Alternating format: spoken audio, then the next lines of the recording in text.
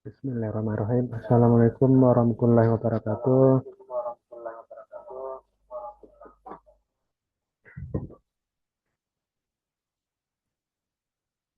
Alhamdulillahirabbil alamin wassalatu wassalamu ala asyrafil anbiya'i wal mursalin wa ala alihi wa sahbihi ajma'in.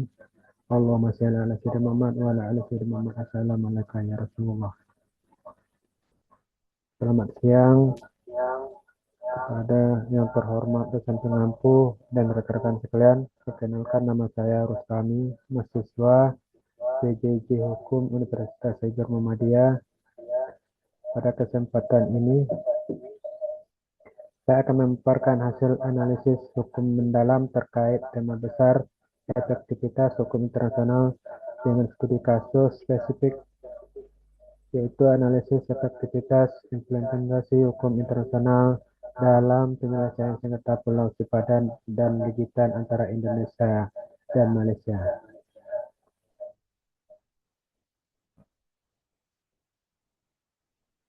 Mari kita masuk pada pengantar masalah. Mengapa kasus Sipadan dan Legitan? Karena sengketa ini merupakan salah satu konflik teritorial paling ikonik di Asia Tenggara, berakar dari ketidakjelasan garis batas laut peninggalan era kolonial, di mana Indonesia mewarisi wilayah bekas Hindia Belanda dan Malaysia mewarisi wilayah bekas Inggris. Selama puluhan tahun sejak akhir dekade 1960-an, kedua negara terjebak dalam klaim tumpang tindih atas kepemilikan kedua pulau strategis tersebut. Upaya diplomatik bilateral berulang kali menemui jalan buntu, hingga akhirnya kedua negara sepakat membawa kasus ini ke Mahkamah Internasional atau ICJ pada tahun 1998. Tujuan dari presentasi ini ada tiga. Pertama,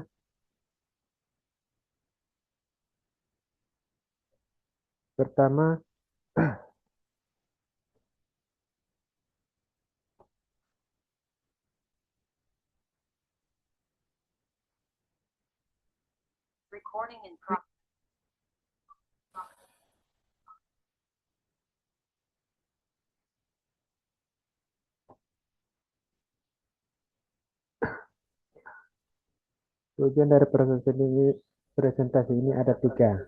Pertama, menguji sejauh mana hukum internasional efektif sebagai instrumen penyelesaian sengketa tanpa jalur militer. Kedua, membeda dasar pertimbangan hukum Mahkamah Internasional atau ICJ dalam memutus perkara ini. Topik ini sangat relevan dalam dunia hukum saat ini. Mengapa? Karena Indonesia adalah negara kepulauan terbesar di dunia. Memahami kegagalan dan keberhasilan kita dalam sengketa sifat dan legitan adalah pelajaran krusial untuk mempertahankan wilayah kedaulatan negara Republik Indonesia lainnya, seperti di Laut Natuna Utara dari klaim sepihak negara asing di masa kontemporer.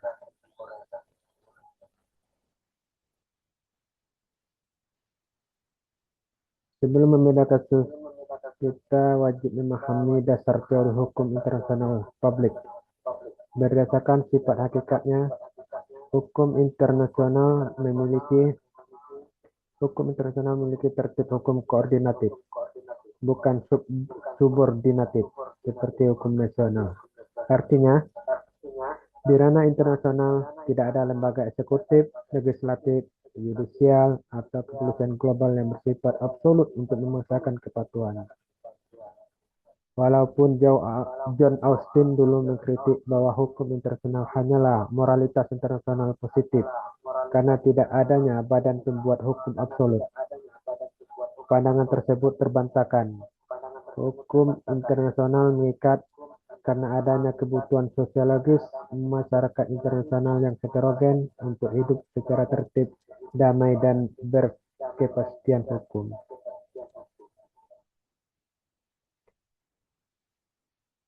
Bagaimana hukum internasional diterapkan dalam penyelesaian sengketa? Berdasarkan pasal 38 ayat 1 Statuta Mahkamah Internasional atau ICJ, sumber hukum formal yang digunakan meliputi perjanjian internasional, kebiasaan internasional, dan prinsip hukum umum. Dalam sengketa sifat dan legitan, daya ikat hukum internasional ini bersandar pada mazhab positif, yaitu atau teori kehendak bersama negara, dan prinsip pasal sun serpanda Indonesia dan Malaysia secara sukarela mengikatkan diri dan bersepakat melalui Special Agreement pada tahun 1998 untuk menyerahkan kedaulatan kedua pulau tersebut kepada keputusan hukum ICJ. Ini membuktikan bahwa negara berdaulat dapat menundukkan diri pada hukum internasional demi ketertiban bersama.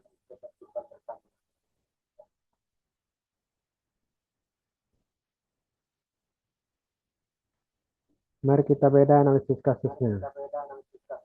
Persengketaan ini mencuat pertama kali pada tahun 1969 saat kedua negara merundingkan batas landas kontinen.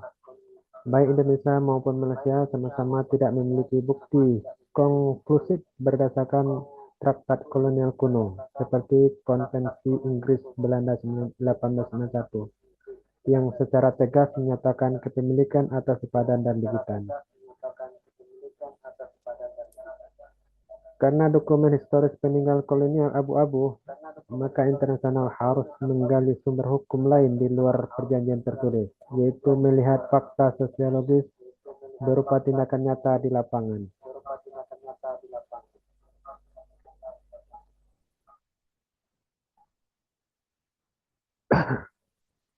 Disinilah titik paling krusial dalam penerapan hukum internasional di kasus ini.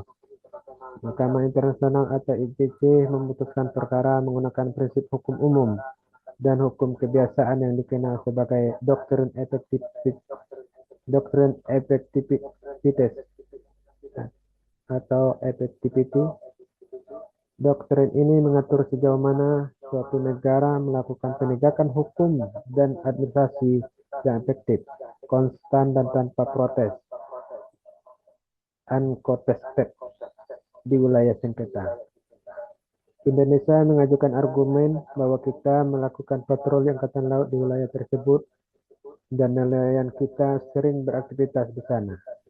Namun Malaysia berhasil membuktikan tindakan administratif yang lebih konkret dan lebih formal. Menerbitkan ordonansi perlindungan satwa burung, melakukan pemungutan pajak atas pengumpulan telur penyu sejak era kolonial Inggris, serta membangun dan merawat mercusuar di Pulau Sepadan dan Legitan pada tahun 1962 dan 1963 tanpa adanya protes diplomatik dari Indonesia saat itu.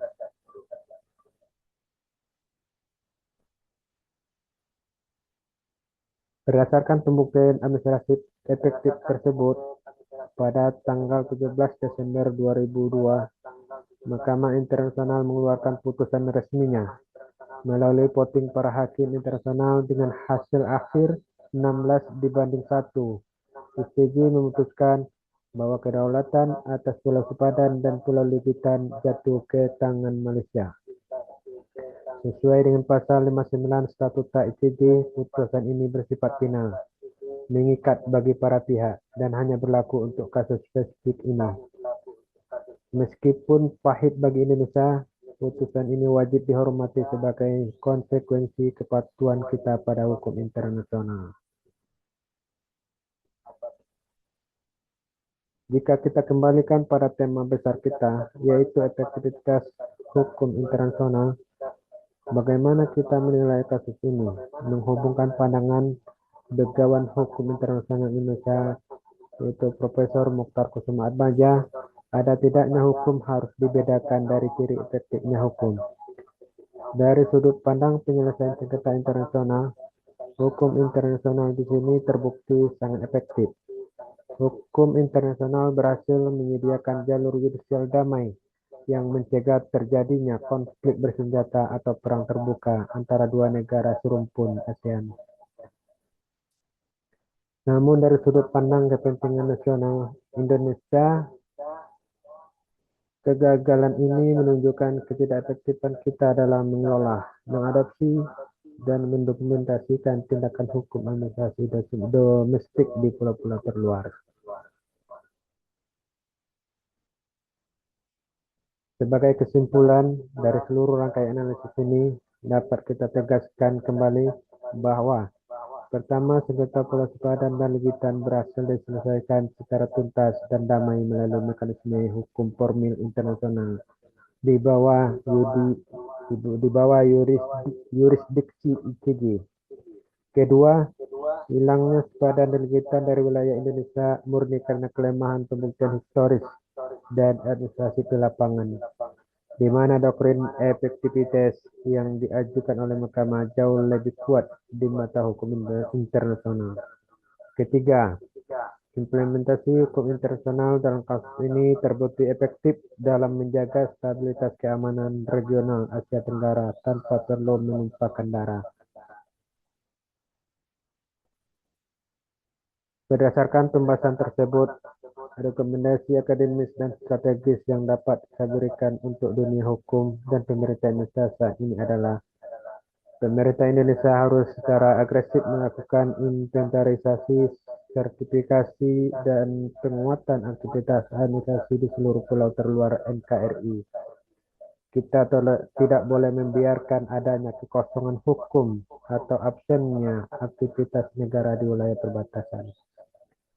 Pembangunan infrastruktur, penegakan hukum perikanan, pengarsipan dokumen secara kolonial secara rigid, serta kehadiran populasi lokal yang terintegrasi secara hukum adalah kunci utama agar kita tidak lagi kehilangan sejengkal tanah pun di masa depan akibat lemahnya pembuktian efektivitas. Demikian materi presentasi yang dapat saya sampaikan. Semoga analisis ini dapat memperluas hasanah pemahaman kita mengenai efektivitas dan penerapan hukum internasional dalam menjaga kedaulatan negara. Terima kasih yang sebesar-besarnya atas perhatian yang diberikan oleh dosen pengampu dan rekan-rekan sekalian. Kurang lebihnya mohon dimaafkan. Sampai jumpa di video presentasi berikutnya. Salam keadilan. Merdeka! Terima kasih. Wabillahi taufiq wal hidayah. Wassalamualaikum warahmatullahi wabarakatuh.